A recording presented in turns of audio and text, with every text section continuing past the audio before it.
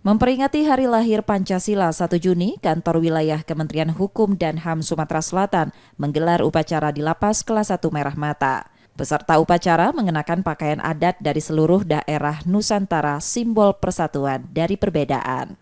Kepala Kantor Wilayah Kemenkumham Sumsel mengajak seluruh petugas di lingkup Kemenkumham Sumsel berkarya dan beraktivitas tanpa batas memberikan yang terbaik.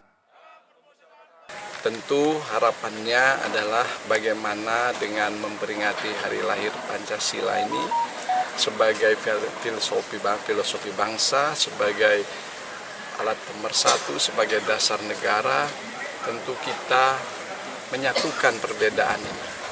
Dalam menghadapi tahun 2024 ini pemilu, kita harus bisa menyukseskan dengan semangat di Hari Lahir Pancasila tahun 2023. Momen Hari Lahir Pancasila itu juga diluncurkan Taman Lansia di lapas tersebut untuk tempat olahraga warga binaan lanjut usia agar hak mereka sebagai warga negara terpenuhi. Yudi Kiswanto, Kompas TV, Palembang, Sumatera Selatan.